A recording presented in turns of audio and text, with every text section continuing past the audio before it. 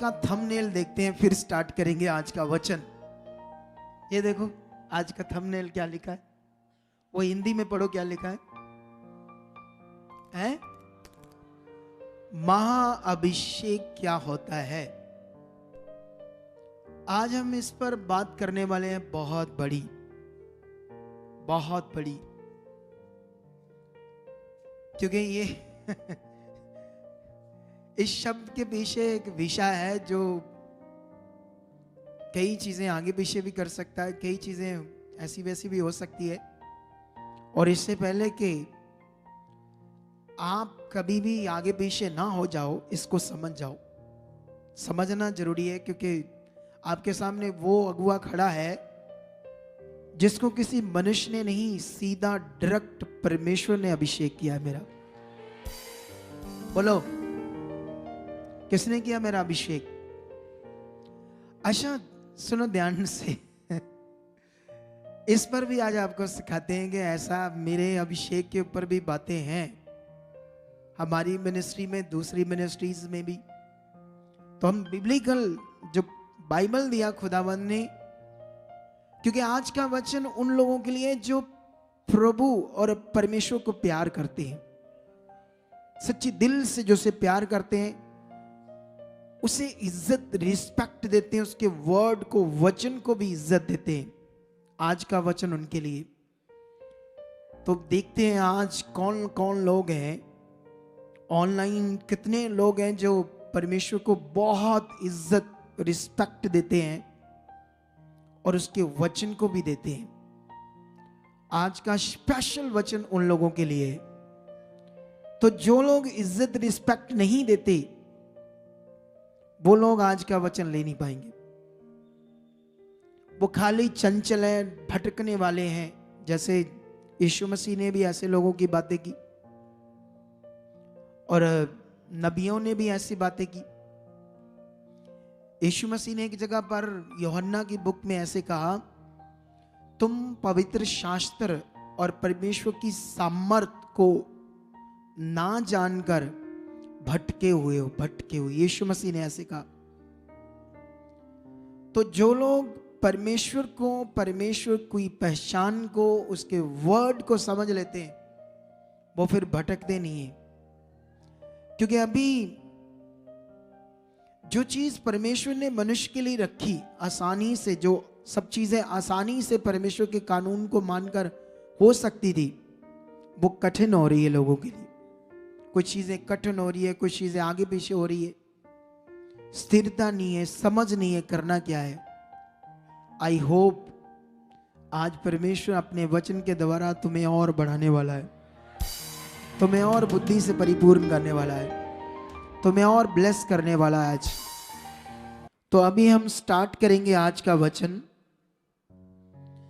तो रेडी हो जाओ, अपने पेन, कॉपी, सब चीजें ले लो ताकि हम आज के वचन को सीखें। इससे पहले कि महाअभिषेक क्या होता है, शायद इसको मैं आज के टॉपिक में पूरा ना कर पाऊं, इसलिए आज हमने पार्ट 1 कर दिया आज की मीटिंग को। लेकिन आज आपको बहुत सारी चीजें समझ आएंगी, इसीलिए सेकंड पार्ट इसका संडे पूरा कंप्लीट करेंगे हम महाअभिषेक के ऊपर। यह बड़ा विषय है, क्योंकि इस विषय को जिसने नहीं जाना वो भटक सकता है। हालेलुया। तो इससे पहले कि मैं तुम लोगों को ये विषय के बारे में बताऊं, सबसे पहले मैं तुम्हें इब्रानिया की जो बुक है, हिब्रूज, इंग्लिश में क्या बोलते हैं इसको? हिब्रूज, जो हेब्रूज ऐसे भी बोल देते हैं, लेकिन ये जो बुक है इब्रानिया, इब्रानिया मतलब यहूदी लोगों के लिए स्पेशल लिखी गई। हालेलुया। उसका नाम ही ऐसे क्यों है, इब्रानियों? तुम लोग कौन हो? तुम लोग अन्य जाति हो ना, दूसरी तीसरी जातियों से बुलाए हुए लोग। और अगर हम अब कहें तो हम कौन लोग हैं? मसीह लोग, मसीह की दे लोग, बुलाए हुए लोग। आप यहूदियों में से नहीं बुलाए गए, लेकिन वो बुक स्पेशली यहूदियों के लिए लिखी गई, लेकिन वहां हमारे लिए भी बड़ा ज्ञान है। जो यहूदियों को समझाया गया, हमारे लिए भी वो समझ है कि यीशु मसीह ने क्या किया। यीशु मसीह ने पूरे संसार के लिए, पूरी दुनिया के लिए जो बड़ा कार्य किया गया है, उसको यहूदी लोग नहीं मान रहे थे, उसे यहूदी लोग नहीं समझ रहे थे। तो परमेश्वर ने अपने भविष्यवक्ता के द्वारा ये वचन दिया। ये एक बड़ा वचन है, तुम्हें ये समझना होगा वहां क्या क्या हुआ। वहां पर यीशु मसीह को महायाजक ऐसे कहा गया, महायाजक।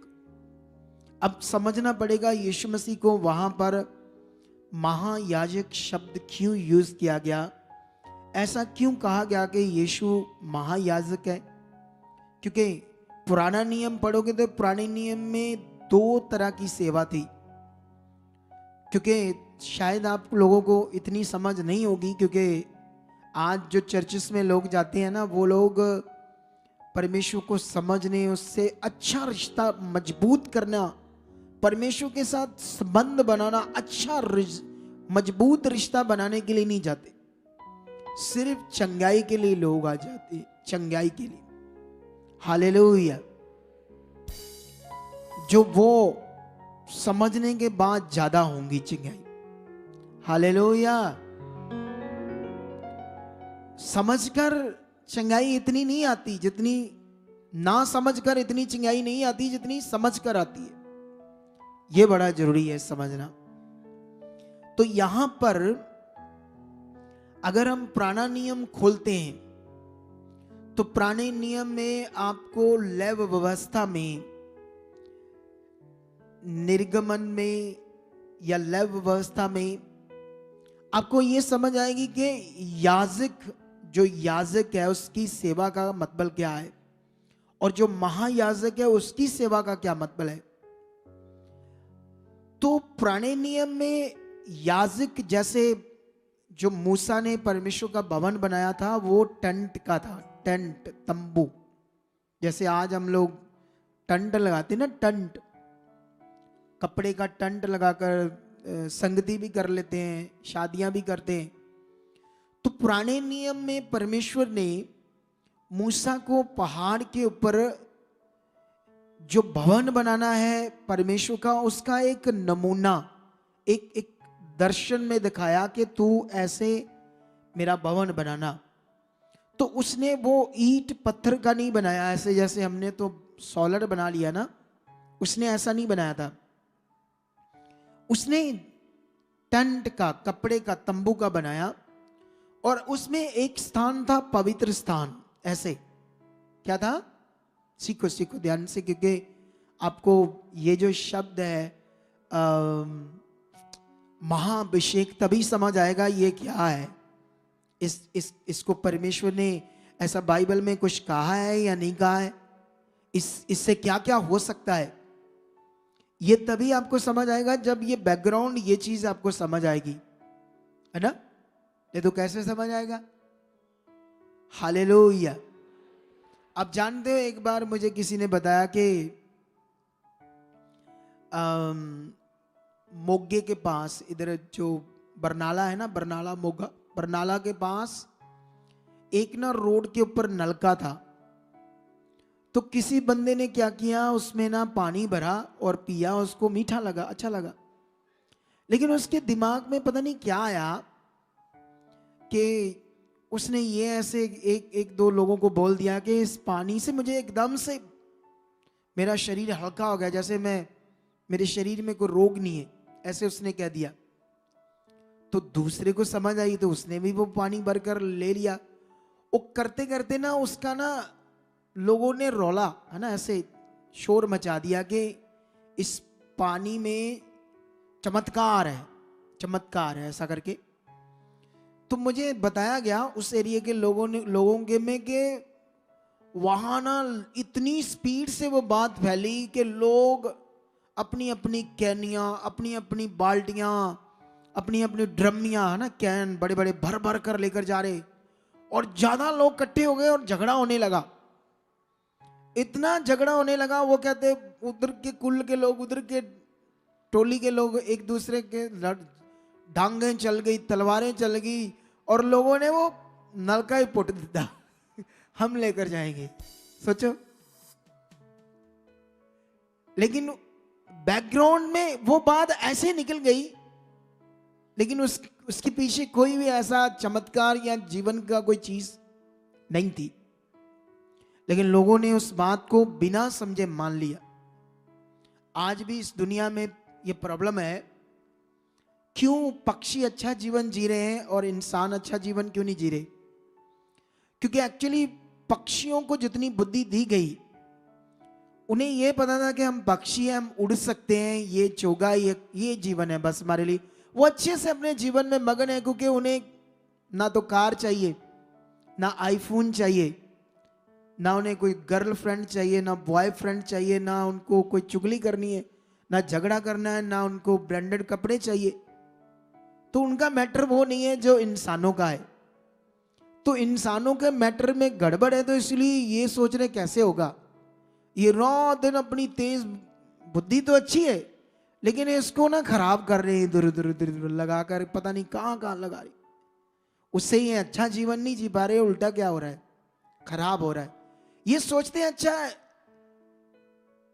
किसी ने भी कुछ कह दिया, चाहे यीशु मसीह में लोग हों, उसे ना समझकर जल्दी मान लेते बात, जबकि ऐसा नहीं करना चाहिए।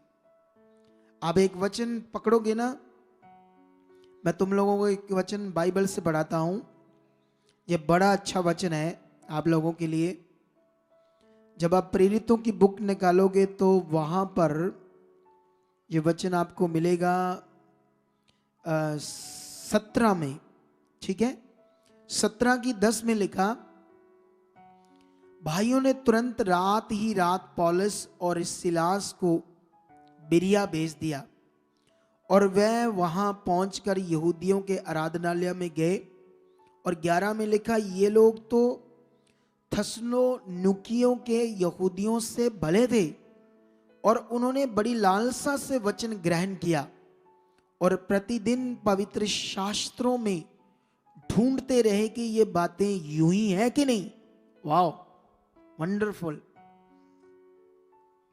ये जो बिरिया के परमेश्वर पर विश्वास करने वाले लोग थे, जो उनके पास बाइबल था, परमेश्वर का पवित्र शास्त्र था, तो जो प्रेरित पौल वो बातें बता रहे थे, वो उसे पवित्र शास्त्र से मैच कर रहे थे कि ये बातें सही है या नहीं, ढूंढ कर समझ कर। भले लोग थे, बिल्कुल अच्छे से परमेश्वर के साथ चलने वाले। आज यही जरूरत है क्रिश्चियनिटी को। परमेश्वर ने हमारे लिए उत्तम जीवन रखा है, बेस्ट जीवन। हमारी मिनिस्ट्री में कितनी हीलिंग्स हो रही या नहीं हो रही? हर प्रकार की हीलिंग्स हो रही है, नहीं हो रही? कितनी तुम्हें चाहिए? जितनी चाहिए उतनी होती जाएगी। जितने काम चाहिए, जितनी ब्लेसिंग चाहिए, उतनी होती जाएगी जबरदस्त रीति से। लेकिन समझ तो लो कैसे, ये होना कैसे, ये बड़ा जरूरी है हमारे लिए। हालेलुया। क्योंकि जो चिंगाइयां भगदड़ में होती है, दौड़ ऐसे किसी के पीछे दौड़ भाग कर होती है, वो हो तो जाती है, लेकिन अगले समय में वो खत्म भी हो जाती है, और अगले समय में लोग हालातों में भी बढ़े जाते हैं। मैंने खुद देखा है, हमारे पास हर जगह से लोग आते रहते हैं, क्योंकि मैं मिनिस्ट्री करता हूं तो लोग आते रहते हैं इधर। हम लोगों की नींव पक्की करते हैं, लोगों को मजबूत बनाते हैं परमेश्वर के साथ। हालेलुया। और यही काम यीशु मसीह ने किया। पता है नहीं कितने लोगों को पता कि देखो, यीशु मसीह और एक पास्टर में क्या फर्क है? बताओ मुझे, यीशु मसीह में और पास्टर में क्या फर्क है? पास्टर एक इंसान है, यीशु मसीह खुदा है। इतना फर्क है जमीन आसमान का। अरे यीशु मसीह जब शरीर में पैदा हुआ, देह में, तो वो तो एक परमेश्वर है, खुदा है ना, वो खुदा का रूप है, तो वो क्या कर सकता है? सब कुछ कर सकता है ना, ऐसे आया ऐसे हाथ मारे तो सब कुछ कर सकता है। लेकिन बाइबल पढ़ो, उसने भी लोगों को ज्ञान सिखाया, कितने कितने घंटों, कितने कितने लोगों को वो शिक्षा दे देकर लोगों की नींव पक्की कर रहा था, यीशु मसीह खुद। और जितने लोगों ने ज्ञान को पकड़ा, सही से समझे, वो बच गए, और जितने लोगों ने नहीं समझा वो पकड़े गए शैतान के, और बाद में नाश हो गए, वो भटक गए, यीशु मसीह से, परमेश्वर से भी दूर हो गए। इसीलिए यीशु मसीह ने, परमेश्वर का वचन कहता है, मेरी प्रजा मेरे ज्ञान बिना क्या हो रही है? नष्ट हो रही है। तो आप लोगों को ये सीखना है, समझना है, आपको जितनी बरकत चाहिए, क्या करना है उसके लिए ये सीख लो। कितनी बरकत चाहिए, कितनी आशीष चाहिए, जितनी बरकत चाहिए उतना संगति में ध्यान दो आने का, उतना विश्वास के साथ आओ। जितना तुम मन से संगति में आते हो, ध्यान से सुनते हो, उतना ही पवित्र आत्मा तुम्हारे अंदर ज्यादा काम करेगा। जितना तुम नहीं ध्यान से आते, कभी आते कभी नहीं आते, आत्मा क्या काम करेगा तुम्हें? होली स्पिरिट क्या काम करेगा आपके अंदर? तो ये सीखना हमारे लिए बड़ा जरूरी है। तो यहां पर ये लोग भले भले लोग थे, ये परमेश्वर के वचन से चेक कर रहे थे ध्यान से कि जिस चीज को हम मानने वाले, क्या ये बिब्लिकल है, ये परमेश्वर ने ऐसा कहा है या नहीं कहा है, परमेश्वर की ओर से ये बात है या नहीं है। ये बड़ा जरूरी है आज क्रिश्चियनिटी के अंदर, क्योंकि उसका कारण क्या है? क्योंकि अंत के दिन है, और अंत के दिनों में बहुत कुछ खड़ा होगा। यीशु मसीह ने कहा था, झूठे भविष्यवक्ता भी खड़े हो जाएंगे जो चुने हुओं को भरमा देंगे। सही वे में चलते चलते वो भटक जाएंगे, सही विश्वास करते करते उल्टा पुल्टा विश्वास कर बैठेंगे, वो नष्ट हो जाएंगे। और ये शैतान करेगा अंत के दिनों में, परमेश्वर से दूर करने के लिए लोगों को। इसीलिए अच्छे से समझना क्या है, बहुत जरूरी है। आमेन। मैं एक वचन पढ़ता हूं पुराने नियम से आप लोगों के लिए। ये वचन मिलेगा हमें लेव व्यवस्था में, उसका 21 अध्याय, ठीक है। और यहां पर हम एक वचन पढ़ेंगे, यहां पर 21 का 10, 11, 12 ऐसे 2-3 वचन पढ़ेंगे। क्या लिखा यहां पर?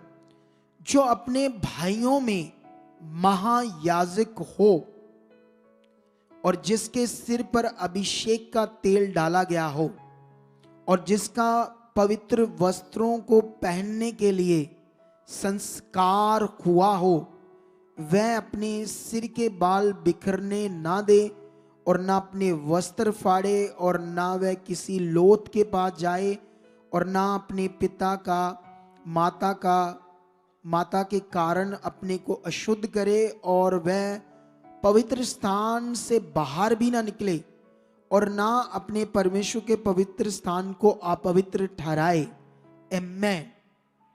तो आप लोगों ने कुछ यहां जो बातें आपको समझ नहीं आएगी, मुझे एक बात समझानी है आपको बस। यहां पर वो शब्द है महायाजक। मैं बताना चाहता हूं कि मनुष्यों में ही से, इंसानों में से याजक और एक महायाजक होता था। ऐसा नहीं यीशु को अकेला कहा गया महायाजक। यीशु को क्यों कहा गया महायाजक? और पुराने नियम में याजक और महायाजक भी होता था। याजक कई सारे होते थे, लेकिन महायाजक एक समय में एक ही होता था। लेकिन आपको यह समझना होगा आज कि महायाजक की सेवा क्या थी और याजकों की सेवा क्या थी, और आज नए नियम की जो सेवा है वो क्या है। हालेलुया। तो अभी यहां पर विषय क्या है?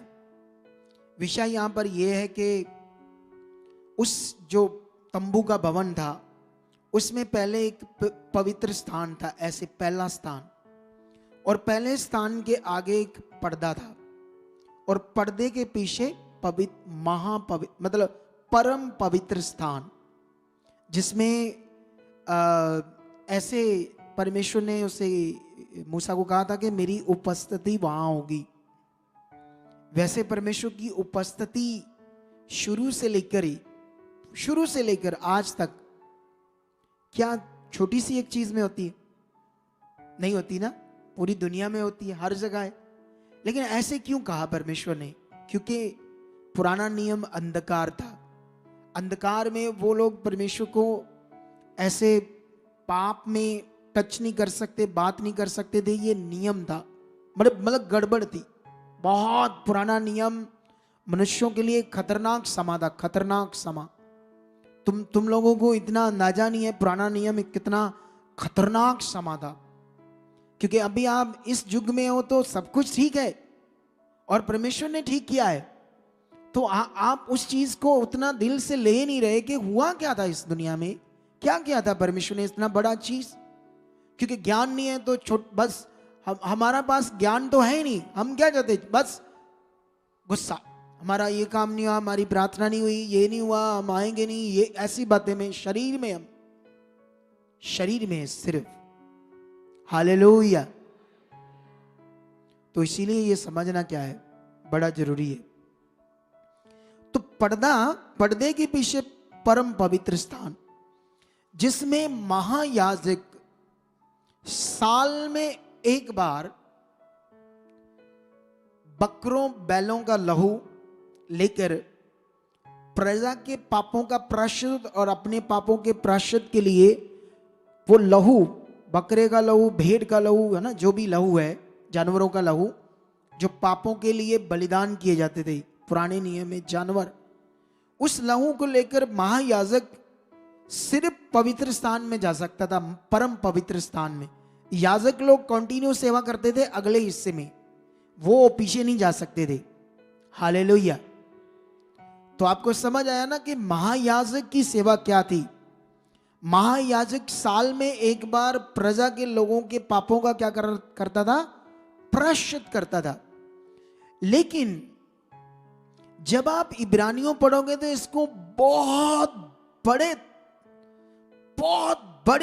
ज्ञान के रूप में परमेश्वर ने बताया है इब्रानियों को, यहूदियों को, कि यीशु का पृथ्वी पर आने का मतलब क्या था। अब ये थोड़ा सा लंबा है, इसमें मुझे 2-3 अध्याय आज पढ़ाने पड़ जाएंगे आपको, लेकिन मुझे पढ़ाने जरूरी है आपको। क्या समझना चाहते हो या नहीं? हैं? अच्छे से समझना चाहते हो ना? तभी तुम्हें महाअभिषेक शब्द समझ आएगा। हालेलुया। तो अभी मैं शुरू करूंगा आज आपके लिए ये बड़ा विषय। हालेलुया। तो यहां पर आपको ये तो बात समझ आ गई, इसलिए हम सबसे पहले जाएंगे परमेश्वर के वचन में, इब्रानियों में। तो यहां पर अगर आप लोग इसे अच्छे से पढ़ोगे इस वचन को, तो इब्रानियां सबसे पहले हम 4 अध्याय की 14 से पढ़ेंगे। क्या लिखा यहां पर? लिखा इसलिए जब हमारा ऐसा बड़ा महायाजक है, अब यीशु की बात हो रही है, यीशु मसीह को भी महायाजक कहा गया। तो यहां पर लिखा इसलिए जब हमारा ऐसा बड़ा महायाजक है जो स्वर्गों से होकर गया, अर्थात परमेश्वर का पुत्र यीशु, तो आओ हम अपने अंगीकार को दृढ़ता से थामे रहे, क्योंकि हमारा महायाजक ऐसा नहीं जो हमारी निर्बलताओं में, कमजोरियों में हमारे साथ दुखी ना हो सके। दुखी मतलब हमदर्दी, ये शब्द ऐसा है। जब आप प्रॉब्लम में हो, मुश्किल में हो, तो वो हमारे उसमें हमदर्दी है, हमें छुड़ाने की ताकत रखता है, ये बात हो रही है। और आगे लिखा वरन वह सब बातों में हमारे समान परखा तो गया, तो भी निष्पाप निकला। इसलिए आओ हम अनुग्रह के संगासन के निकट हिया बांध कर चले कि हम पर दया हो और वह अनुग्रह पाए जो आवश्यकता के समय हमारी सहायता करे। हम 5 से भी आगे पढ़ेंगे थोड़ा सा। ये 5 तक, 1 से लेकर 5 अध्याय का 1 से लेकर 5 तक, क्योंकि हर एक महायाजक मनुष्यों में से लिया जाता था। ये पकड़ करनी होगी आपको बात। हालेलुया। और पुराने नियम का महायाजक का काम तंबू की सेवा में मनुष्यों के पापों का प्रायश्चित भेड़ बकरों के लहू के द्वारा था। वो छिड़कता था अंदर जाकर और प्रायश्चित करता था। महायाजक का ये काम था। महायाजक उस समय बनना नॉर्मल विषय नहीं था। ऐसे ही था जैसे मान लो प्रधानमंत्री बनना ना नॉर्मल काम है, प्रधानमंत्री बनना, मुख्यमंत्री बनना आसान काम है। तो ये भी आसान नहीं था, लेकिन इसके लिए कई तरह की परख थी, चेकिंग थी कि ये योग्य है, ये कर सकता है या नहीं। ऐसे ही किसी को भी पकड़कर महायाजक नहीं बनाया जाता था। लेकिन अभी ये देखो, क्योंकि हर एक महायाजक मनुष्यों में से लिया जाता था और मनुष्यों ही के लिए उन बातों के विषय में जो परमेश्वर से संबंध रखती है ठहराया जाता था कि भेंट और पाप बलि चढ़ाया करे। वह अज्ञानों और भूले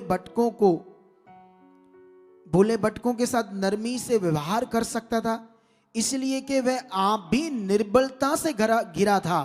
उसके लिए भी क्या किया, वही मनुष्य था। वो महायाजक कमजोर था, शरीर में था, लेकिन यीशु क्या था, यह आपको समझना है। क्यों इतनी बड़ी बात पूरी यहूदियों को बताएगी और यहूदियों को क्यों यह बात समझ नहीं आई, और हमें अन्य जातियों को जो यीशु मसीह में बुलाए गए क्यों इस बात को समझना है, क्योंकि हमारे लिए भी यह बड़ी बात, बड़ा विषय है। तो यहां पर आगे क्या लिखा 3 में, इसीलिए उसे चाहिए कि जैसे लोगों के लिए वैसे अपने लिए भी पाप बलि चढ़ाया करे। कौन? महायाजक, पुराने नियम का। यह आदर का पद कोई अपने आप से नहीं लेता जब तक कि हारून के समान परमेश्वर की ओर से ना ठहराया जाए। वैसे ही मसीह ने भी महायाजक बनने की बड़ाई अपने आप से नहीं ली, पर उसको उसी ने दी जिसने उससे कहा था, तू मेरा पुत्र है, आज ही मैंने तुझे उत्पन्न किया है। तो अभी ये बात समझ आ गई ना, कितने बड़ा विषय। लेकिन आगे चलते हैं थोड़ा सा और, फिर मैं इसको अच्छे से एक्सप्लेन करूंगा आप लोगों के लिए। और यहां पर ये जो इब्रानियों की बुक है, ये पुरानी व्यवस्था को दिखाया जा रहा है कि वो यीशु मसीह ने खत्म कर दी, उसकी जरूरत नहीं है पुरानी व्यवस्था की। यहां ये बहुत बड़े विषय से समझाया जा रहा है कि पुराना जो व्यवस्था थी, जो कर्मों के आधार पर धर्मी या व्यवस्था कर रहे थे तुम लोग अपने पापों के लिए, दूसरी तीसरी चीज, उससे ना तो तुम्हारा भला हुआ, ना तुम्हारे कभी पाप क्षमा हुए। इसीलिए हर साल महायाजक को यह करना पड़ता था। लेकिन यहां हमें समझना एक और बड़ा विषय, इसको हम 8 की 1 से लेकर थोड़ा सा पढ़ेंगे आप लोगों के लिए। क्या लिखा यहां पर?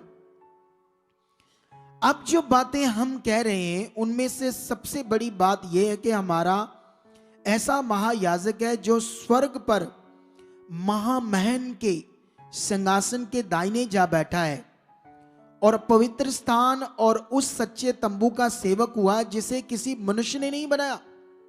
यहां सीखने की जरूरत है। एक तंबू का भवन, और यहां पर क्लैरिटी दे रही, जिसे मनुष्य ने नहीं बनाया, उस भवन का यह सेवक नहीं है जो हमारा महायाजक है। जिस तंबू को, भवन को एक मनुष्य ने बनाया था, ये उस लेवल की सेवा का महायाजक नहीं है। ये कैसी सेवा का महायाजक है, ये तुम्हें समझना बड़ा जरूरी है। और आगे क्या लिखा? आगे लिखा, और जिसे किसी मनुष्य ने नहीं वरन प्रभु ने खड़ा किया है, क्योंकि हर एक महायाजक भेंट और बलिदान चढ़ाने के लिए ठहराया जाता है। इस कारण अवश्य है कि इस याजक के पास भी कुछ चढ़ाने के लिए हो। यदि वह पृथ्वी पर होता तो कभी याजक ना होता, इसलिए कि व्यवस्था के अनुसार भेंट चढ़ाने वाले तो हैं, वह स्वर्ग में की वस्तुओं के प्रतिरूप और प्रतिबिंब की सेवा करते हैं, वैसे ही जब मूसा तंबू बनाने पर था तो उसे ये चेतावनी मिली, देख जो नमूना तुझे पहाड़ पर दिखाया गया था उसके अनुसार सब कुछ बनाना। आमीन। अगर तुम इससे आगे पढ़ोगे तो यहां क्लैरिटी ये मिलती है कि यीशु का जो महायाजक की सेवा करने का विषय परमेश्वर का वचन हमें समझा रहा है। अगर आप 13 से पढ़ोगे तो यहां पर पुरानी व्यवस्था को खत्म करने की बात हो रही है, जो व्यवस्था थी। लेकिन अभी मैं तुम्हें 9 की 1 से ये और पढ़ाना चाहता हूं अच्छे से। तुम्हें ये बाद में भी इसको समझना है, मैं एक्सप्लेन भी करूंगा इसका अच्छे से। और यहां पर लिखा 9 की 1 से, उस पहली वाचा में भी सेवा के नियम थे और ऐसा पवित्र स्थान था जो इस जगत का था, क्योंकि एक तंबू बनाया गया था। पहले तंबू में दीवट और मेज और भेंट की रोटियां थी और वह पवित्र स्थान कहलाता था। दूसरा पर्दे के पीछे वह तंबू था जो परम पवित्र स्थान कहलाता था। मैं कितनों को लोगों को समझ आ रही ना ये बात? आगे चलते हैं। उसमें सोने की धूपदानी और चारों ओर सोने से मढ़ा हुआ वाचा का संदूक और इसमें मन्ना से भरा हुआ सोने का मर्तबान और हरून की छड़ी जिसमें फूल फल आ गए थे और वाचा की पट्टियां थी। उसके ऊपर दोनों तेजोमय क्रूब थे और जो प्रायश्चित के ढकने पर छाए हुए थे। इनका एक एक करके वर्णन करने का अभी अवसर नहीं है, शेष से पढ़ेंगे। ये वस्तुएं इस रीति से तैयार हो चुकी, उस पहले तंबू में याजक हर समय प्रवेश करके सेवा के कार्य संपन्न करते हैं, पर दूसरे में केवल महायाजक वर्ष भर में एक ही बार जाता था और बिना लहू लिए नहीं जाता, जिसे वह अपने लिए और लोगों की भूल चूक के लिए चढ़ाता है।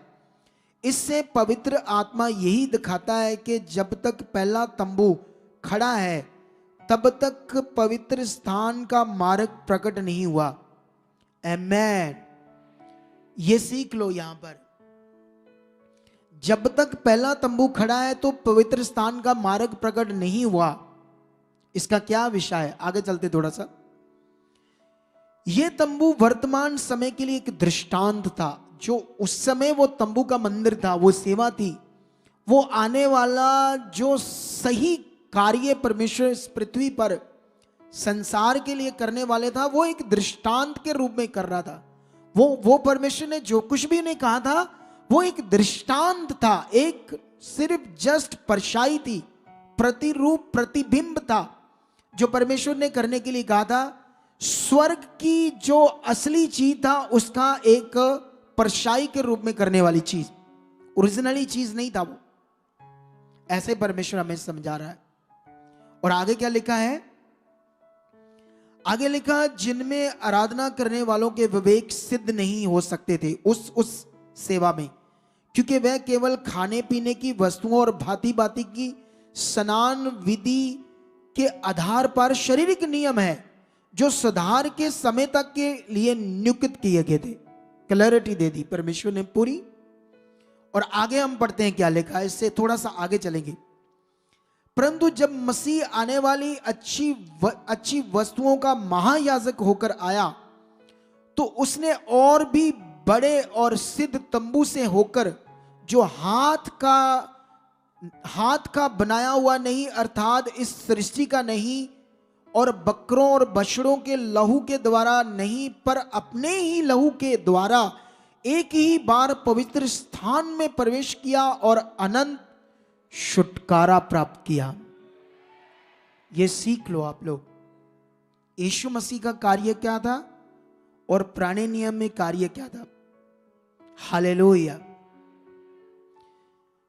अगर तुम जब तक यीशु मसीह देह में था और यहूदियों के पास जो वो मंदिर था, मतलब भवन था, उसमें याजक भी थे, महायाजक भी थे। उस समय एक महायाजक, यीशु मसीह के समय में शायद कैफा नाम का महायाजक था।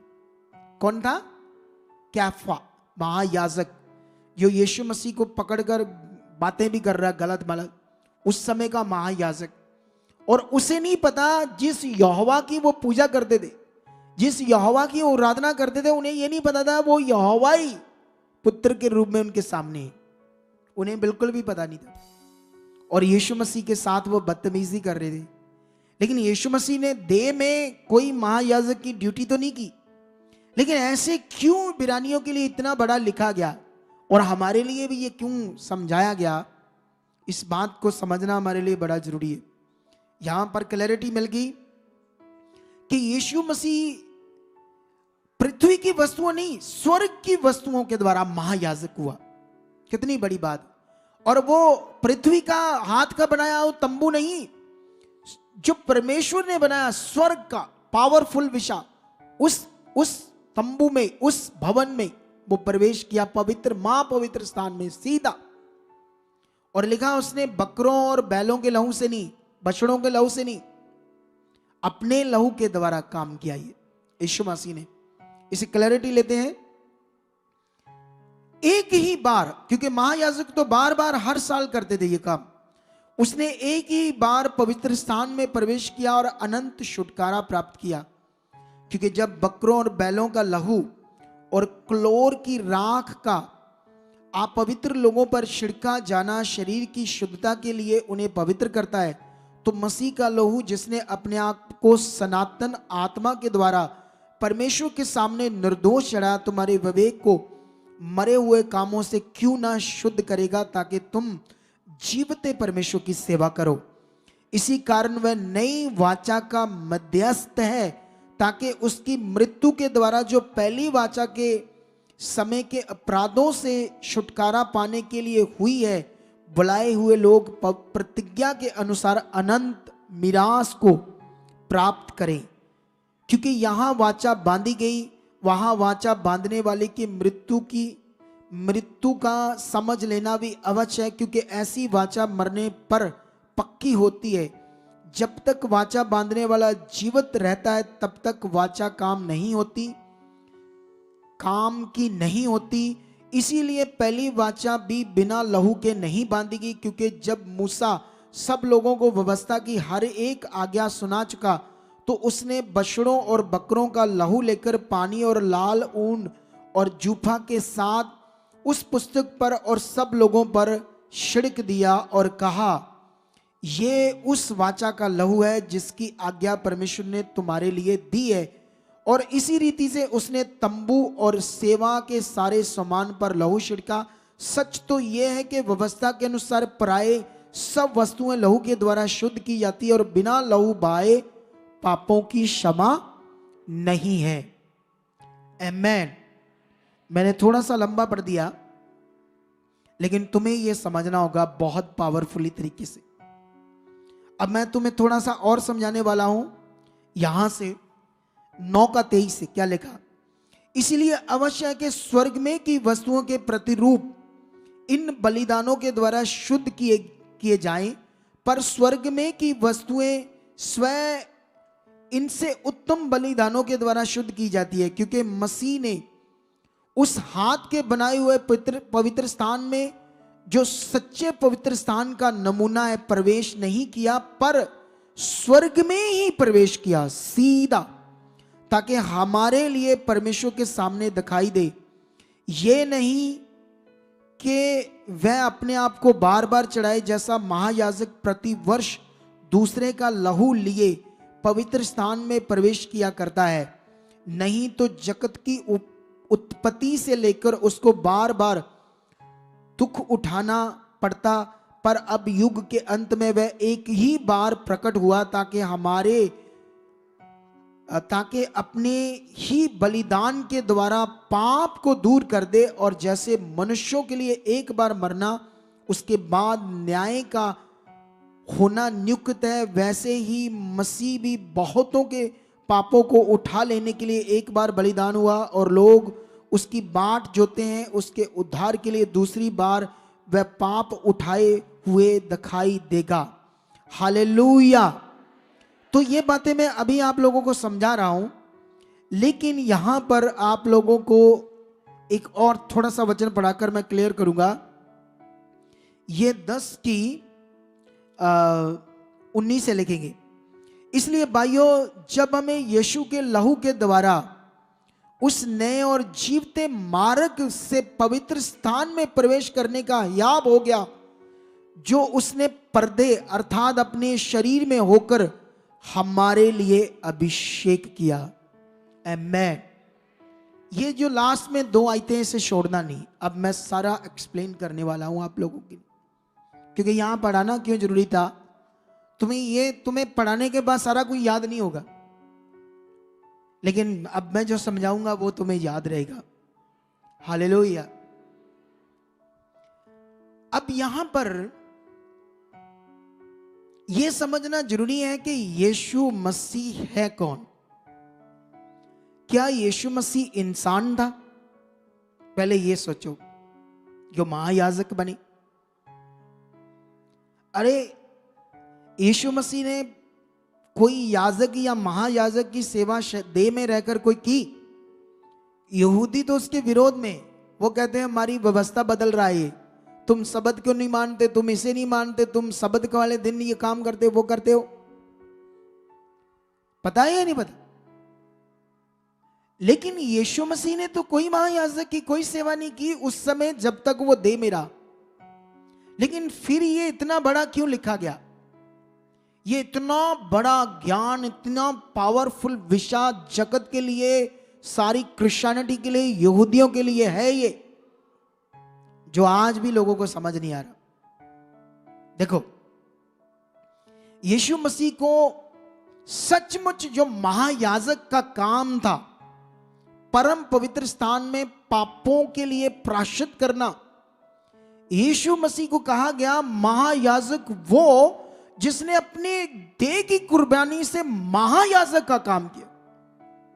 लेकिन यीशु मसीह कौन है? परमेश्वर का पुत्र, देह में परमेश्वर का पुत्र, और वह परमेश्वर से पैदा हुआ डायरेक्ट, सीधा। हालेलुया। उसने पुराने नियम के महायाजक का वो काम जो हर साल संसार के लिए, लोगों के लिए उनके पापों का प्रायश्चित होता था, ताकि वो नाश ना हो, वो जीवन में जिंदा रहे। बाइबल में लिखा वो सुधार के लिए अच्छे थे वो नियम कानून पुरानी व्यवस्था में, लेकिन उनके द्वारा किसी का भी विवेक मतलब समझते हो, आपका जो बुद्धि है, समझ, वो शुद्ध नहीं होते थे। आज भी यीशु मसीह में आकर लोगों के विवेक शुद्ध नहीं है, क्योंकि आज भी वो पुराने नियम में ही चल रहे हैं। उन्हें नया नियम आज तक समझ नहीं है। परमेश्वर के लोगों को जब तक ये समझ नहीं आएगा, क्योंकि इसीलिए भटकते रहते, कभी कहीं लोग यीशु मसीह में, क्योंकि समझ नहीं करना क्या है, और ना समझना चाहते, ना सीखना चाहते। बस वो कहते हैं हमारा काम कैसे हो, हमारी ये जो हमें चाहिए ये कैसे हो, ये चाहिए हमें, वो चाहिए, वो चाहिए, ये चाहिए, जो परमेश्वर ने ऑलरेडी रखा है और 100% मिलेगा हर मनुष्य को, एक भी वांझा नहीं रहेगा। मैं गारंटी से बोल सकता हूं ये बात, मैं गारंटी से बोल सकता हूं मैं। तुम मरने वाले हो, तुम्हारा धड़ टूटा है, अगर तुम बन गए, अगर यहां अगर कोई यीशु में बहुत सिक है, सीरियस है, मर गया, तो ना घर वालों ने बात पकड़ी ना उसने पकड़ी। लेकिन मैंने मरने वालों को मौत से बाहर आते देखा, यहां पर उन्होंने बात पकड़ ली। जिसने बात पकड़ी, जिसने बात मानी, वो मौत से भी बाहर आएंगे, वो जीवन में प्रवेश करेंगे। समझना सबसे ज्यादा जरूरी है। हालेलुया। और यहां पर यीशु मसीह उस मतलब वाक्यालंकार बात समझो, वाक्यालंकार उस काम को समझो जो महायाजक का था। इसीलिए यहां पर यीशु मसीह को महायाजक बताकर भविष्य जो लिखने वाला परमेश्वर का दास है उस पर यह बात प्रकट की, ताकि वो यहूदी पूरी कौम को यीशु मसीह पर विश्वास कराए। लेकिन आज भी यहूदी एक दीवार जो मंदिर की टूटी उसके सामने खड़े रहते हैं, अभी तक उनका कोई भवन ही नहीं। वो आज भी वेट कर रहे हैं यीशु मसीह आएगा, ऐसा सोच रहे हैं। जो यीशु मसीह आकर बड़ा काम कर गया, उनके दिमाग में आज तक सट नहीं रहा।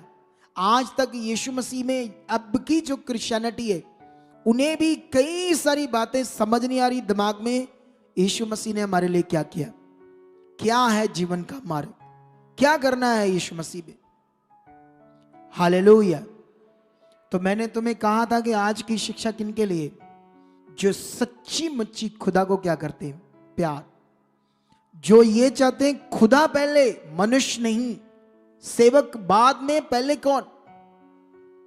जिनके जिंदगी में ये बात है ना, वो कभी शैतान की जुक्ति में नहीं फंसेंगे, वो कभी शरीर में नहीं जाएंगे। जाएंगे वो लोग जो परमेश्वर की बात को सुनकर समझकर भी सही बात को छोड़ देते हैं और मनुष्यों की बात को मानते हैं। ऐसा हो रहा है अभी, ऐसा हो रहा है अभी। मनुष्यों की बातों को मान रहे हैं और परमेश्वर की सिद्ध बात को नहीं मान रहे, इसीलिए वो भटकते रहेंगे, उनमें जीवन नहीं होगा। बहुत कुछ होने वाला अभी पृथ्वी के ऊपर, लेकिन हम इस शिक्षा को जो परमेश्वर ने हमारे ऊपर प्रकट की है, इसे दृढ़ता से प्रचार करेंगे, हम स्ट्रांगली प्रचार करेंगे हम। हालेलुया। लेकिन यहां पर मैं और एक्सप्लेन करना चाहता हूं, क्या तुम यीशु मसीह को मनुष्य समझना चाहते हो या महायाजक समझना चाहते हो या परमेश्वर का प्रतिरूप, कि यहां उसे अपना उद्धार करता, प्रभु उद्धार करता और महायाजक से बड़ा फर्क है। महायाजक को एक काम दिया गया था परमेश्वर की ओर से, लेकिन यहां यीशु खुद खुदा है, उद्धार करता है, और उसने जो काम किया वो महायाजक कभी कर ही नहीं सकता था। लेकिन वहां सिर्फ हमें समझाया गया है महायाजक की तरह, क्योंकि वो तो तंबू में, वो भवन में कोई काम नहीं किया यीशु मसीह ने। यीशु मसीह ने तो आकर लोगों में, गरीबों में, गांव-गांव में लोगों से प्यार किया, उन्हें शैतान के सताए हुओं को छुड़ाया, अद्भुत सामर्थ को प्रकट किया, चिन्ह चमत्कार, लंगड़े चलाए, अंधे दिखाए, मुर्दे जिंदा किए और प्रचार किया लोगों में, गांव-गांव, नगर-नगर में जाकर। और एक दिन अपना बड़ा कार्य पूरे संसार के लिए पूरा किया, अपनी कुर्बानी, अपना लहू बहाना। लेकिन उसको यहां पर हमारे लिए महायाजक की तरह एक विषय समझाया गया। क्यों? ताकि हमें समझ आए। बाइबल में वहां पर लिखा, उसने यहां एक शब्द था, वो तुम्हें लास्ट में पढ़ाना चाहता हूं आप लोगों को, ये 10:19।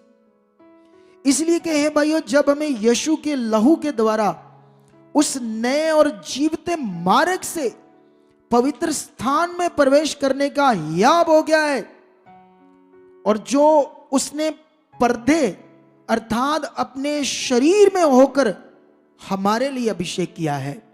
आमेन। इस बात को समझो। अरे वो लोग तो एक पर्दा था पुराने नियम में, जिसमें सिर्फ एक महायाजक जा सकता था, याजक नहीं जा सकता था, लोग तो बड़ी दूर की बात। लेकिन यीशु मसीह ने कौन सा कार्य किया? शायद आपको एक वचन पढ़ाना पड़ेगा मत्ती का, फिर समझ आएगी आपको। मत्ती एक वचन निकालेंगे हम, उसकी में भी 27 अध्याय, ठीक है, और यहां पर 27 अध्याय का 50 और 51 दो वचन पढ़ेंगे। तब यीशु ने फिर बड़े शब्द से चिल्लाकर प्राण छोड़ दिए, और देखो मंदिर का पर्दा ऊपर से नीचे तक फटकर 2 टुकड़े हो गया। हालेलुया। ये क्यों लिखा है ऐसे? ऐसा क्यों है? जब यीशु का प्राण निकला तो उधर जो भवन था सुलेमान ने परमेश्वर यहोवा का बनाया था, उसमें एक पर्दा था जिसमें वहां याजक जाता था अंदर, वहां महायाजक। तो यीशु के मरने के साथ साथ वो पर्दा ऊपर से नीचे तक फटकर 2 टुकड़े हो गया। वाई? क्योंकि यीशु मसीह ने उस जो दीवार थी, रुकावट थी, खत्म कर दिया उसको हमारे लिए, और हमें सीधा मार्ग दे दिया पवित्र परमेश्वर के पास जाने तक। हालेलुया। कितना बड़ा विषय है जो आज कलीसियाओं को बिल्कुल भी नहीं पता। कलीसिया आज ऐसे मैं क्या बताऊं, मैं अभी करना नहीं चाहता ये प्रचार, क्योंकि इसको सुनने वाले नहीं है ऑनलाइन। यहां तो है हमारी मिनिस्ट्री में, ऑनलाइन सुनने वाले नहीं। मैं उनका भला चाहता हूं, क्योंकि वो हमारी मिनिस्ट्री को सुनना बंद कर देते हैं, बाद में शरीर में चले जाते हैं। आप जानते हो, यीशु मसीह ने स्वयं अपने जीवन से यह काम किया, और बाइबल में वहां लिखा उसने ये काम करके हमारा अभिषेक किया, अभिषेक किया हमारा सीधा डायरेक्ट। लेकिन आप जानते हो, इन दिनों में हमारी मिनिस्ट्री से कुछ वॉलंटियर और कुछ सेवा करने वाले बच्चे ना इधर से ना चले गए थे। एक महाअभिषेक नाम की कोई चर्च है उसमें, और वहां मेरे नाम का एक डंगा और रौला पड़ गया है कई मिनिस्ट्रियों में कि मेरा अभिषेक नहीं हुआ। क्या नहीं हुआ? मेरा अभिषेक नहीं हुआ है। और कितने लोगों को इस बात से नेगेटिव किया जाता है कि अपोस्टल सुखपाल राणा के चर्च में जाओगे तुम्हारा भला नहीं होगा, उसका अभिषेक नहीं हुआ। अभिषेक होना चाहिए, उसका हुआ ही नहीं। अच्छा मुझे बताओ, मूसा का अभिषेक हुआ था? कहां दिखाओ, मूसा का अभिषेक किसने किया था? दुनिया में सबसे ज्यादा काम उसका किसने किया? परमेश्वर का, मूसा ने। अरे उसको, आप लोगों को आज तक ये नहीं पता कि अभिषेक शब्द का अर्थ क्या होता है। अभिषेक शब्द का अर्थ होता है ठहराए जाना, नियुक्त होना।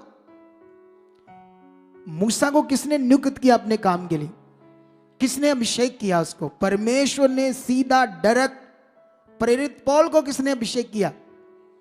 नहीं, किसने किया? बताओ, लिखाओ। वो कहता मुझे किसी जो अब प्रेरितों में से बड़े समझे जाते हैं उनमें से किसी को मैं नहीं जानता, मुझे डायरेक्ट प्रभु ने चुना। ऐसा वो खुद अपने मुंह से बोल रहा है। और सबसे ज्यादा काम उसने किया, प्रेरित पौल ने। जिनको अभिषेक किया होगा उन्होंने नहीं इतना किया।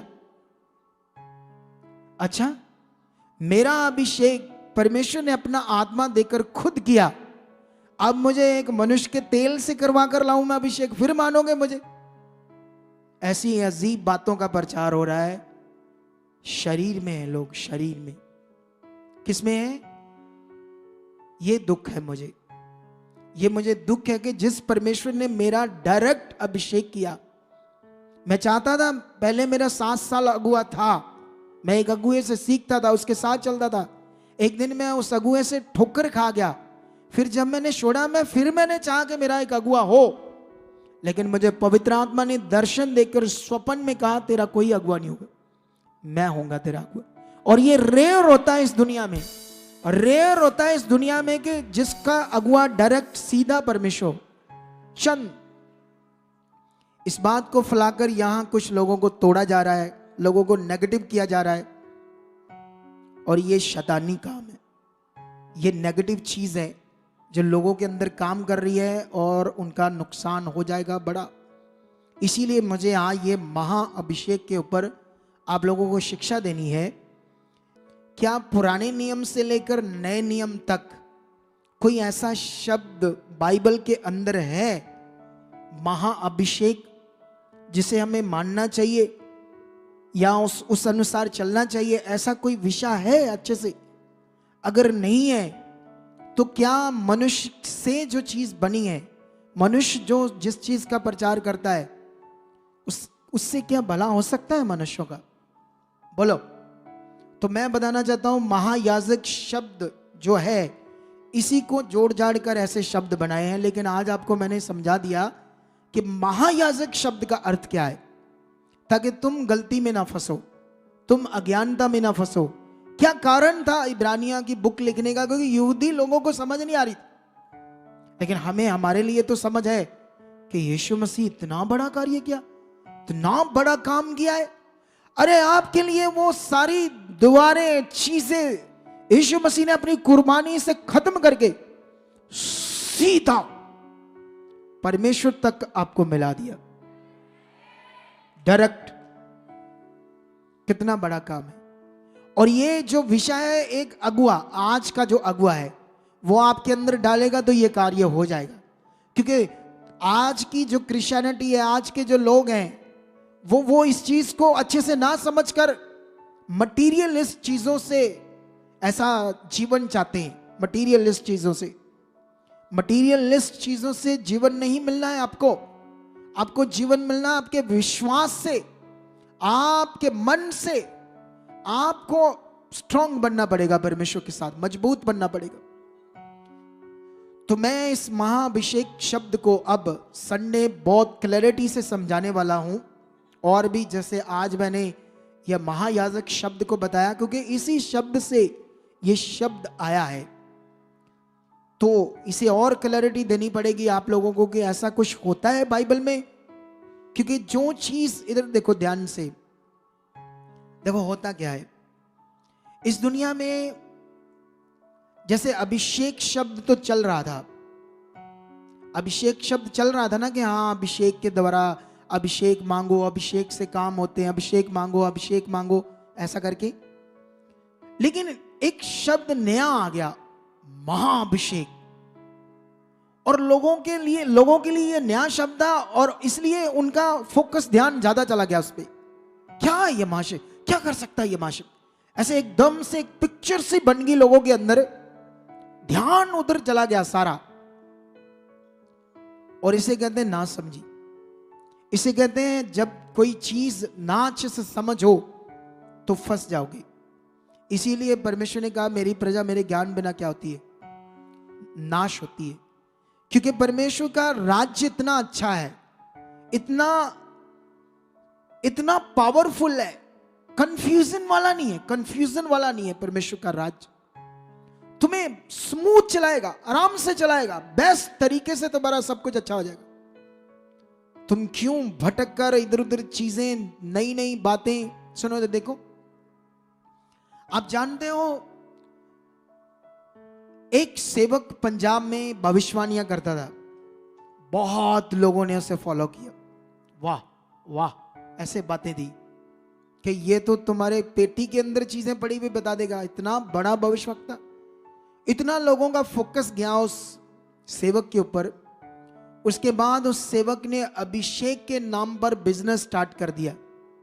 तेल को बेचना, पानी को बेचना, साबुन तक। अभिषेक साबुन है, मैं अभिषेक डाला है इसमें, उसको भी साबुन को बेचा, पेन तक बेच दिए, कपड़े तक बेच दिए। अभिषेक के नाम पर धंधा स्टार्ट हो गया। लाखों लोग उस साइड ऐसे गए। अब बाद में क्या हुआ? कुछ भी नहीं हुआ, क्योंकि हमारे पास लोग आते हैं तो हमें पता है कहां से लोग आते हैं, क्या क्या उनके साथ हुआ। कुछ भी नहीं हुआ। एक बाद में हालात डबल ट्रिपल भी बनते गए लोगों के साथ, क्योंकि सही मार्ग पर नहीं चल रहे थे वो लोग। सही मार्ग जो है हमारे लिए क्या है, बड़ा जरूरी है, जो परमेश्वर ने बाइबल में हमारे लिए दिया। सोचकर देखो, जहां जो जुड़े हुए लोग थे, इधर वॉलेंटियर की सेवा करते थे, कोई सोल्जर की सेवा करते थे, आज भटक कर इधर के लोगों को तोड़ रहे हैं कि मेरा अभिषेक नहीं हुआ। मुझे ये बताओ, ये जो लिखा हुआ ये राइट है, जो मनुष्य बोल रहे हैं वो राइट है? ये बता दो बस मुझे। फिर से ये वचन पढ़ता हूं मैं दोबारा आप लोगों के लिए। ये देखो यीशु ने क्या किया। 10:19 से पढ़ेंगे हम लोग फिर से, इब्रानियों, ठीक है? 10:19 मिलेगा। इसलिए हे भाइयों, जब हमारे यीशु के लहू के द्वारा उस नए और जीवते मार्ग से पवित्र स्थान में प्रवेश करने का याब हो गया है, जो उसने पर्दे अर्थात अपने शरीर में होकर हमारे लिए अभिषेक किया। यह काम, अभिषेक करने का काम, हमें जीवन देने का काम, अपना बनाने का काम, अपनी संतान बनाने का काम किसी पास्टर ने किया है या खुदा ने किया है? तो खुदा के काम को बिलीव करो। तुम रीति रिवाज में जाओगे, बहुत प्रॉब्लम में आ जाओगे। क्या आ जाओगे?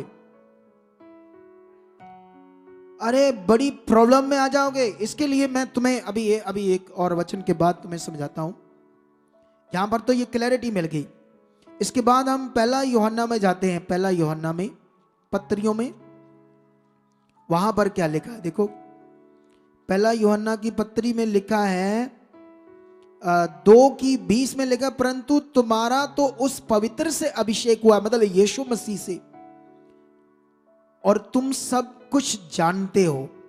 और 26 में लिखा 2:26, मैंने ये बातें तुम्हें उनके विषय में लिखी जो तुम्हें भरमाते हैं, तुम्हें तोड़ते हैं, भरमाते हैं, परंतु तुम्हारा वह अभिषेक जो उसकी ओर से किया गया, परमेश्वर की ओर से किया गया, तुम में बना रहता है। ये देखो कितना बड़ा वचन है, सीधा सीधा वचन है और लोगों को समझ नहीं आ रही। और आगे लिखा, और तुम्हें इसका प्रयोजन नहीं कि कोई तुम्हें सिखाए, वरन जैसे वह अभिषेक जो उसकी ओर से किया गया तुम्हें सब बातें सिखाता है। आमेन। तुम्हें यह मानना है या मनुष्य की बात माननी है? यह बता दो मुझे। क्या मनुष्य की बात तुम्हें जीवन दे सकती है जो उसने अपनी ओर से बनाई हो? हालेलुया। मेरा अगुआ था, पहले ठोकर खाने से मैं छोड़ दिया, उसके बाद मैं चाहता था मेरा अगुआ हो। मैं अपना अगुआ टीबी यहोशुआ को बनाना चाहता था, सच्ची, लेकिन परमेश्वर ने मुझे उससे भी मना कर दिया। मुझे बाद में समझ आई क्यों। अब क्योंकि मुझे परमेश्वर ये बातों के लिए यूज करना चाहता था, क्योंकि वो मुझे मटीरियलिस्ट चीजों से लोगों को निकाल कर आत्मा का जो विषय उसमें प्रचार करवाना चाहता है। और मुझे इसके लिए लाखों लोग तैयार करने, लाखों, और ये हो जाएंगे। कभी ऐसा हो सकता है कि मैं सही से परमेश्वर से चलूं और परमेश्वर मेरे साथ ना हो? कभी ये हो सकता है? कभी नहीं हो सकता। वो मेरे साथ है। वो अगर मैं अच्छे से चला रहा, दिल से उसकी सेवा में रहा, तो वो मुझे करोड़ों खरबों लोगों को बचाने में भी यूज कर सकता है। वो इतना सामर्थ्य है, इतना महान है। लेकिन अब ध्यान दो इस बात को, यहां पर ये क्लैरिटी ये है कि ये कार्य अभिषेक मतलब अपना बनाना, नियुक्त बनना। अभिषेक का मतलब नियुक्त होना, उसका बनना, किसी काम के लिए ठहराए जाना, याजक का काम या राजा के काम के लिए ठहराए जाना। और जो कलीसिया है वो अभिषेक होकर क्या बनती है? परमेश्वर के बेटे बेटियां। उनमें से कुछ लोग सेवक बन सकते हैं, जिनका मन बड़ा है, जो सेवा करना चाहते हैं, सारे कर सकते हैं, ये ऐसा वचन कहता है। लेकिन सेवा कैसे कर सकते हैं? समझकर, रेडी होकर, तैयार होकर।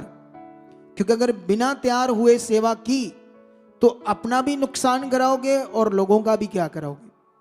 क्योंकि तुम्हें सबसे पहले आत्मा में आना पड़ेगा, फिर तुम्हें शरीर की बातें, पाप की बातें, अगर तुम्हारे अंदर पाप चलता रहता है, पाप कभी उसकी तरफ मन उसके तरफ, तुम ऐसे बंदे सेवा करोगे तो दूसरों का भी नुकसान कराओगे। अगर तुम्हें गुस्सा आता है, चिड़चिड़ा तुम्हारा स्वभाव है, कई बातें, कई चीजें, तो तुम्हें अबे सेवा नहीं, पहले तैयार होना है सेवा के लिए। जब तुम तैयार होगे तो तुम सेवा करोगे तो दूसरों को भी अच्छे से चलाओगे। हालेलुया। तो भी तुम्हें समझ आया है या नहीं आया? आज आ गया ना? मेरा विश्वास है इस शिक्षा के बाद आज जितने लोग मन फिराएंगे, जिन पर मैं प्रार्थना करूंगा, जिन्होंने पश्चाताप, अगर गड़बड़ दिमाग है ऐसे शिक्षा के बाद, उनका भी इधर उधर दिमाग चला गया था ऐसी शिक्षा पर, तो वो पश्चाताप करो, परमेश्वर पर अपना मन फिराओ, उस पर रखो, तो आपकी जिंदगी में काम होगा आज। हालेलुया। कितना बड़ा है परमेश्वर का आत्मा, कितना वो सामर्थ्य है परमेश्वर, जो इंसानों को समझ नहीं आ रहा। तो आपको आज महायाजक शब्द की समझ आई या नहीं आई? क्या तुम यीशु मसीह को महायाजक मानना चाहते हो या उद्धार करता अपना प्रभु? तो मान लो फिर महायाजक को। वो महायाजक नहीं था, वो महान प्रभु था। उसने महायाजक, उदाहरण में आपको बताया गया कि वो काम जो महायाजक से कभी पूरा नहीं हुआ, वो एक महायाजक बनकर उसने पूरा कर दिया। वो अपने बकरों और बछड़ों के लहू से नहीं, अपने लहू से वो किया, और मंदिर के पर्दे को फाड़ दिया, और वो जो दीवार थी हटाकर तुम्हें सीधा पवित्र मार्ग दे दिया। तुम आप से परमेश्वर के पास जा सकते हो, तुम जाते ही नहीं। तुम्हें परमेश्वर से शर्म आती है और मनुष्यों के पास दौड़े जाते हैं इधर उधर। कई लोग इंसानों की तरफ दौड़ रहे हो, परमेश्वर पर मन लेकर जाओ। यह जरूरत है आज, सबसे ज्यादा जरूरत। ये बात आत्मिक है, समझ कम आ रही है लोगों को। इसे समझना हमारे लिए जीवन है। जब तुम्हारे अंदर आत्मा काम करेगा, तुम्हारा मन परमेश्वर के साथ लगेगा, तुम्हें घटी रह सकती है? आप बताओ। ये बंदा बैठा है, वो बंदा बैठा, ध्यान दो किस पर? उसकी सामर्थ पर। अपना विश्वास, अपना मन उसकी सामर्थ पर लेकर आओ, उसके साथ चलो। केड़ा माई का लाल दुष्ट आत्मा जो तुम्हें सताए, तुम्हारे ख्वाबों में काम करे? कोई है इस दुनिया में कोई दुष्ट की औकात कि वो तुम्हें तंग करे? कर ही नहीं सकता। ये तब तक करेगा जब तक तुम्हारा मन भटका हुआ है, तब तक दुष्ट काम करता रहेगा जब तक मन भटका हुआ है। जब आत्मा काम करेगा तो विचार भी शुद्ध हो जाएंगे। जब हमारा भरोसा परमेश्वर के पर होगा तो हमारे मन के विचार कभी गलत नहीं होंगे, वो सही रहेंगे, परमेश्वर की ओर बढ़े रहेंगे। जो इनकम्प्लीट है, जिनका रिश्ता नहीं है परमेश्वर के साथ, उनके विचार गड़बड़ है। हालेलुया। कितने लोगों को आज समझ आ गई? सो अभी हम इस वर्ड के बाद आने वाले संडे को वेट करो, उस दिन हम क्लैरिटी देंगे इस वचन की, बड़ी क्लैरिटी देंगे। हालेलुया। बाइबल में लिखा था अंत के दिनों में लोग खरा वचन ना सुनेंगे, कानों की खुजली के कारण अपने लिए नए उपदेशक ढूंढ लेंगे। यहां से कुछ वॉलंटियर्स ने ऐसा किया और दूसरों को तोड़ रहे, मेरा अभिषेक नहीं हुआ, भूल गए। अच्छा, तो ये काम दुष्ट आत्मा कर रहा था खड़े होकर। इतना सच्चा प्रचार दुष्ट आत्मा कर रहा है मेरे अंदर होकर। इतना लोगों की जिंदगियां बदल दी। आज देखो उसका भाई नशे से बाहर आ गया। एक गवाही सुन रहे थे ना, 13 साल की उम्र से नशा कर रहा था वो। अरे मैंने तो फोटो पर हाथ रखकर प्रार्थना कर दी, तो कौन काम कर रहा है ये? कैसी कैसी बातें करते लोग, इंसान भटक जाते हैं। पर तुम अपने आप को पक्का करो परमेश्वर के साथ। हालेलुया। क्योंकि ये मैंने खुद बोला था कि मेरा कोई अगुआ नहीं है। उस बात को पकड़कर देखो, पतंगड़ बना दिया और लोगों को नेगेटिव कर रहे हैं लोग। हालेलुया। तुम्हारा अभिषेक परमेश्वर ने किया, याद रखना, खुदा ने। अच्छा, जिसका अभिषेक परमेश्वर करता है वो पावरफुल विषय होता है कि जिसका कोई सेवक करता है वो पावरफुल विषय होता है? अभिषेक शब्द का अर्थ नहीं पता ना, इसलिए प्रॉब्लम हो रही। संडे को हम समझाएंगे और इसको अच्छे से, ठीक है? परमेश्वर ऑनलाइन लोगों को, आप लोगों को बड़ी बरकत दे चुका है।